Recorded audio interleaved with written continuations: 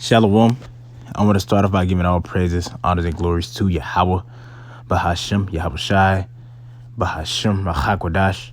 I want to give the honor to the apostles and the elders, great millstone who taught us, me included, is 100% truth, according to the spirits to be Yahweh, Bahashem, Yahweh Shai.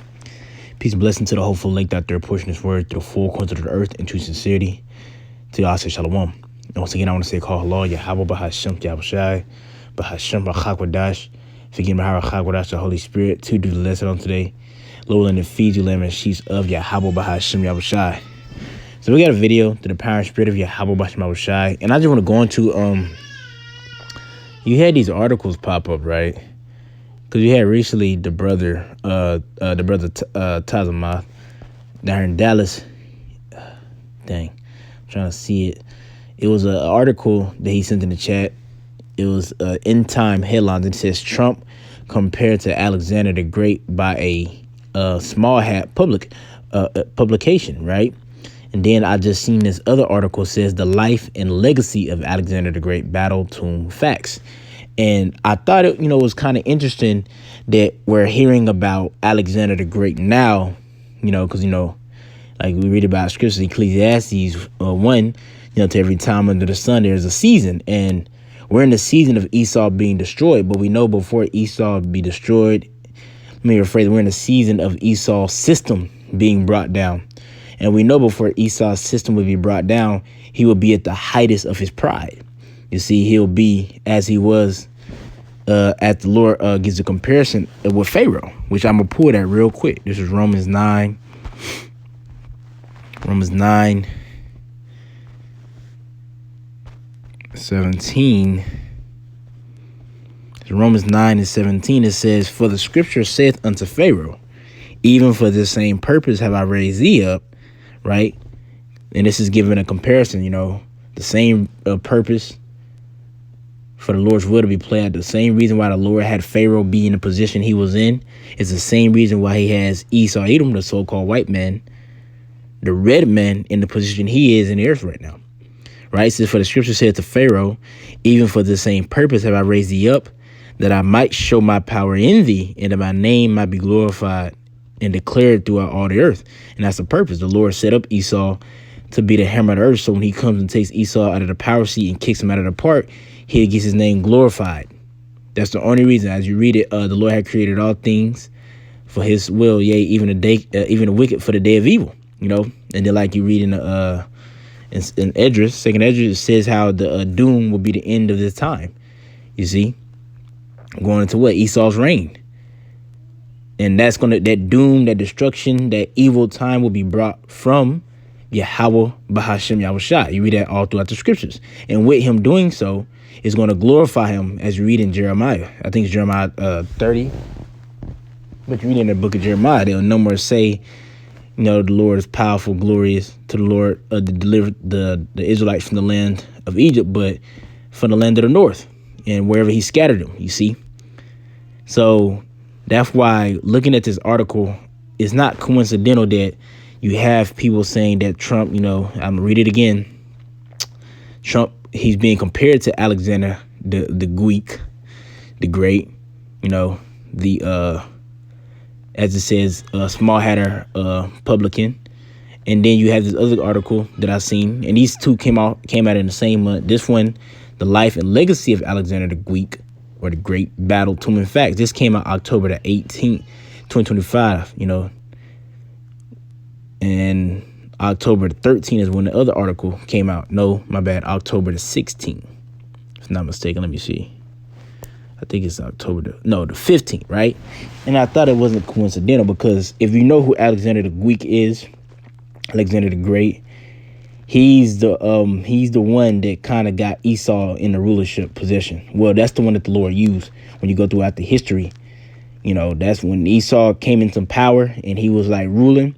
It began with the Greeks. You see, it began with the Greeks. And then it transitioned over to the Romans, because before that you had you had Ham ruling for a period of time, Elam up in there, right? But now it was Esau's time, his turn to rule, and it began with the Greeks. Well, essentially Macedonians, because the original Greeks are Japhetic, But, it began at the Greeks, then the Roman Empire, and now we had the revival of the Roman Empire. And I just thought it was interesting that they had these articles out, right? So I read a little bit about it. This is said the life and legacy of Alexander the Greek, battle, tombs, and facts, right? And it says Alexander the Greek, the conquering king of Macedon, is one of the most famous people who ever lived. This is a story of his life and legacy. And why is he one of the most famous people who ever lived? Because he's the beginning of Esau getting into the power seat. You see? It said Alexander III of Macedon was born in 356 BC, the son of King Philip II. By his death in 323 BCE, at the age of just 33, he would be Alexander the Great, king of Macedon, hegemon of the Hellenistic League, pharaoh of Egypt, a great king of Persia, and the ruler of an empire that stretched from Greece and Egypt in the west to India in the east. And you read about this in Daniel, the book of Daniel, Daniel 8. Speaks about that he-goat and how it's pushing eastward, going into pretty much the Greeks taking out the Medo-Persians. The Medo-Persian Empire, you had Darius. That was the last one reigning. He was taken out, then they went on to conquer more. Then Alexander died. You had his kings, 4 generals, Ptolemy, Lacedaemon, Cassandra, and then Seleucus, right? And then out of Ptolemy, out of the Seleucid dynasty, you had, what his name is, Herod. No, my bad. You had Antiochus Epiphanes. You read about that in the book of First Maccabees. First Maccabees goes into that little wicked root, right? But just going into the aspect of, speaking about Alexander, then you go down here, it says his timeline, key battles, whatever, right? The history of Alexander the Greek, And Esau, I just found it interesting because this is Esau once again boasting himself as he is and letting you know that he's, that's the spirit he's in. The spirit of conquering, initiating his way, his will throughout the earth to be as the Most High. You see? Because a lot of people know who Alexander the Great is, but why we got an article going into this nigga's life, legacy? Esau wants you to know that this is where he stems from. This is his forefather. This is who he's boasting in. We come from Alexander the Greek, you see? And that's the spirit that the Lord wants Esau in, pursuing a prophecy, because the Lord said that when he's about to fill his belly, he should be in straits, And then like we just got in in Romans 9, what? That nigga Esau will be in the same spirit Pharaoh is in. And when you go into it, Pharaoh, he thought himself to be a god. He didn't just only worship the gods of Egypt, the deities. He thought himself to be one of those gods, those deities, right? And that's when the Lord got him. So I'm going to get this real quick. This is Obadiah chapter 1. And this is a message. This is directly to Esau, right? I'm going to start at verse 3. It says, the pride of thine heart, which heart in the Hebrew is la'ab, which means mind. So the pride of thine mind has deceived thee. Thou that dwellest in the cliffs of the rock, whose habitation is high, that saith in his heart, who shall bring me down to the ground? And that's what he's doing. You see, that's what he's doing, man. With him letting you know why we come from the Greeks. Because at the same time, what's happening on the right-hand side? On the right side, the Israelites are coming back to the obedience of the scriptures, and we're professing our power. We go back to Abraham, Isaac, and Jacob. While Esau's like, hey, he's professing his forefather, his patriarchs. Alexander the Greek. The only patriarch that he do not like to talk about is Esau, because Esau, he don't never mention Esau and Cain, because Esau and Cain, especially Esau, according to prophecy, according to scriptures, you can even read it in the Zondervan Compact Bible Dictionary, Esau is going to be destroyed. So he doesn't only link himself to Esau, but he will link himself to Alexander the Greek, the Caesars of Rome, He'll link himself to that, you see, which those are Edomites. But it says, keep going. Though thou exalt thyself as the eagle, and though thou set thy nest among the stars, because when you think about, it said he exalted himself as the eagle. When you think about it, when you go into it, out of all the predatory birds, the eagle is the highest flying predatory bird, outside of vultures, which vultures are not really like predators. They're more like cleaners, they eat dead things. But aside from that, the predatory birds, the eagle is the highest flying one.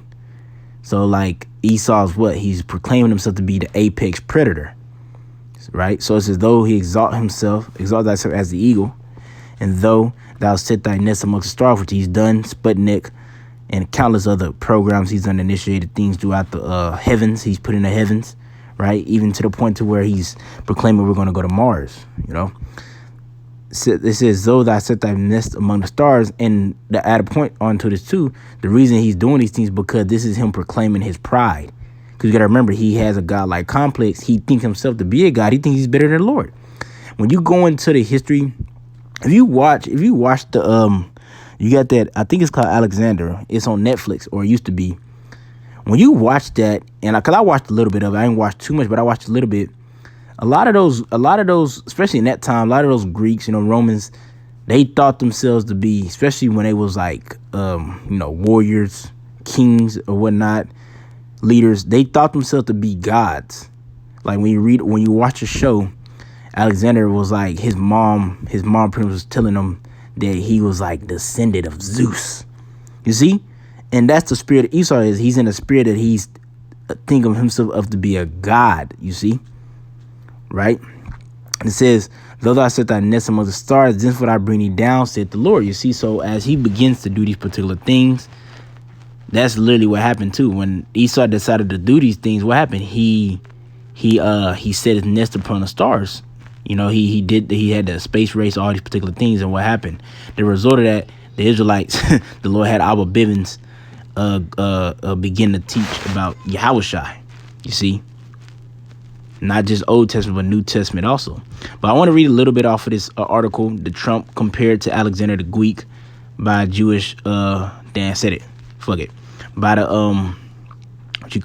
Small Hatters publication, right? It says a recent publication in a Jerusalem Post compared President Donald Trump to Alexander the Great, who was notable for being the only name of a non-small hat origin to have been integrated into small hat traditions. His military campaigns led to the defeat of the Persians, who now are known as Iran, and the subsequent conquest of Judea.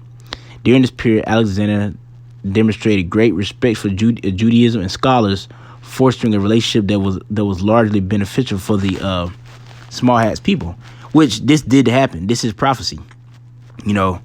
Alexander the Greek, this is prophecy. He had mercy on he allowed Israel to kind of do the thing, keep their little practices, because they was able to show him in prophecy that he to show him who he was in prophecy, and he paid reverence to the priests, not them small hats in the land, but the actual Israelites, the so-called black, the so-called Native American, the so-called Latinos, right?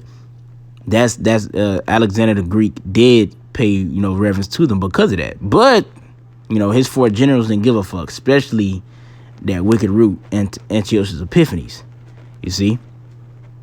But keep going, and that's what they're saying. They're saying like, oh, see, he reminds us of Alexander the Greek, which we know who the fuck this nigga Donald Duck is. He's Nero.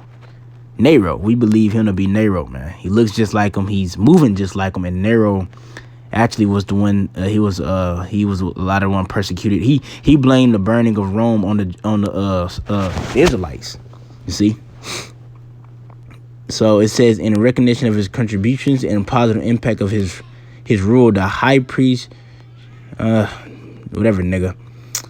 high priest, the small hat high priest, it issued out a decree that mandated all male priests born in a particular year to be named Alexander.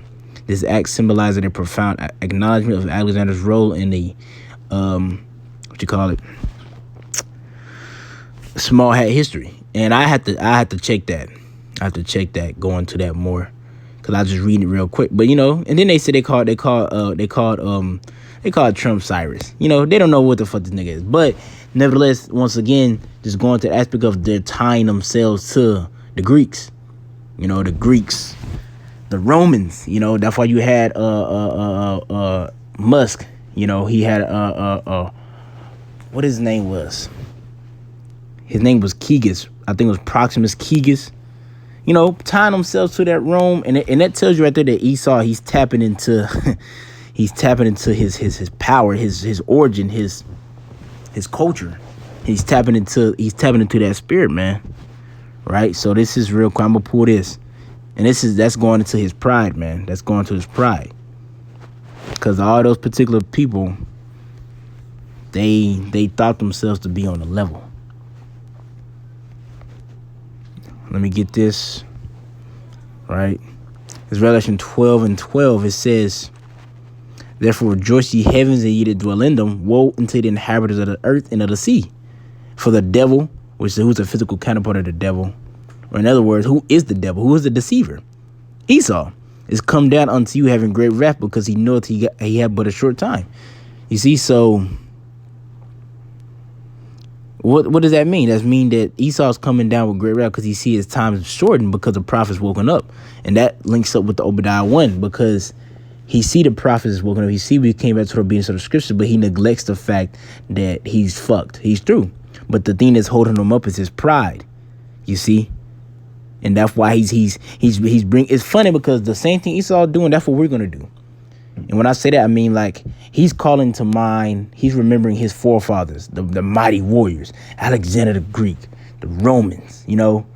He's calling to mind those civilizations that was very dominant in battles and war, you know. But on the right-hand side, we're doing the same thing. We're calling to the mighty acts of our fathers due to their faith in Yahweh Bahashai, as a better word I'll say. The acts of the Lord to the men that walked with us, Shadrach, Meshach, Abednego, Daniel, King David, Yahweh himself when he was on this earth, Job, and countless other men and ancient prophets. And that's going to be strengthening us as we undergo this hellish condition that the Lord is about to bring upon his earth. And that way Esau's doing too.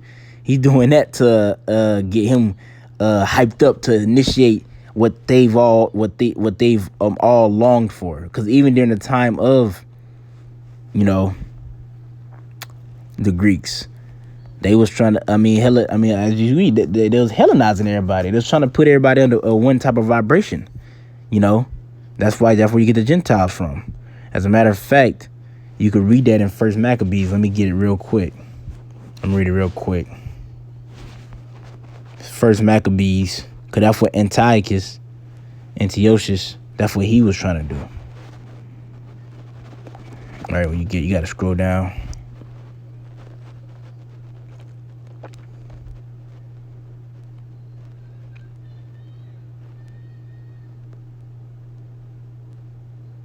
Let me see. I'm going to scroll through it real quick.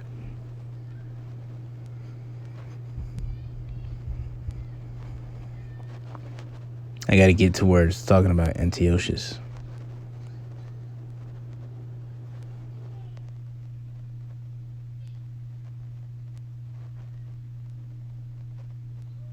It's probably a little bit higher up, actually.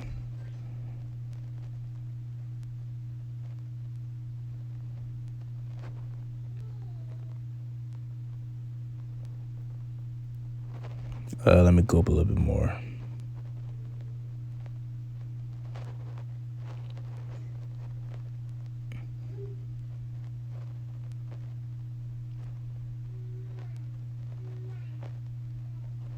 All right, I'm in the right spot. Hold on, Hakim. Give me a moment. Give me a little bit. Salakia, bear with me. I'm trying to find it real quick.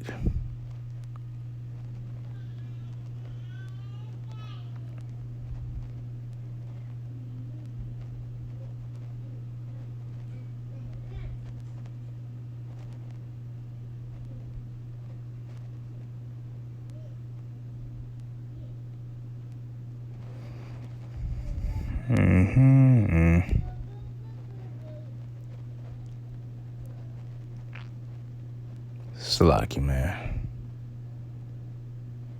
Yep, that's right. This is says First Maccabees 1:41. Moreover, King Antiochus Epiphanes wrote to his whole kingdom that all shall be one people, and everyone shall leave his laws. So all the heathen agreed according to the commandment of the king. You see, and that's that into the W to the you know what, that new world or you know, that one world order, everybody under the same vibration. Because right now you got it kind of split, but Esau, that's what he's gonna do by way of the sea hip. That's how you know this nigga. That's how you know this nigga Esau is. That's how you know Antiochus is. He's an Edomite. Cause look at the spirit he was in, and that's the same spirit you see played out today. So I'm gonna pull. Right, I'm gonna pull this. I'm gonna end it off with this one right here, right? Cause with these articles I mentioned, read a little bit of them. Esau could do all the chest banging all he want. The Lord gonna bring that nigga down. All the chest banging, all the boasting in himself. That's cool. The Lord is gonna put a stop to it, right? So this is Isaiah 47, right? And 7, it says, "And thou saidest, I shall be a lady forever, so that thou didst not lay these things to thy heart, neither did I remember the latter end of it." Right? And this lady, this is going to Babylon, the great America, man. You see, this is Esau's rulership. This would be the forefront. This would be like the spearhead for him establishing a lot of the things. "Therefore, hear not this, that thou art given to pleasures, that thou dwellest carelessly, that says in thy heart, I am, and none else beside me. I shall not sit as a widow, neither shall I know the loss of children. But these two things shall come to thee in a moment, in one day, the loss of children and widowhood. They shall come upon thee in their perfection, for the multitude of thy sorceries, and for the great abundance of her enchantments. For thou hast trusted in the wickedness. Thou hast said, none seeth me. Thy wisdom and thy knowledge it says, none seeth me. Thy wisdom and thy knowledge, it hath perverted thee, and thou hast said in thy heart, I am, and none else beside me." Right? And this whole chapter goes into it, but just to read those couple ones real quick, the Lord's pretty much telling Esau, like, I'm going to destroy your shit. That's that Malachi 1. He's like, you saying that I'm not going to touch you. And we could go on all day about it, man. It's countless scriptures, but the Lord essentially saying you could boast yourself in your patriarchs and these particular men and whatnot, but at the end of the day, as you read about it, stand down without enchantments. At the end of the day, because that's in the same chapter, at the end of the day, the Lord's going to bring thee to naught, man. So yeah, Lord, this is edifying to the power and spirit of Yahweh B'Hashem Yahushai, and feed you lemon sheets of Yahweh B'Hashem Yahushai. I want to end it up with saying, call halal Yahweh B'Hashem Yahushai B'Hashem Rachakodash. I want to give them honor to the apostles and the elders of great millstones. So I'm going to say shalom.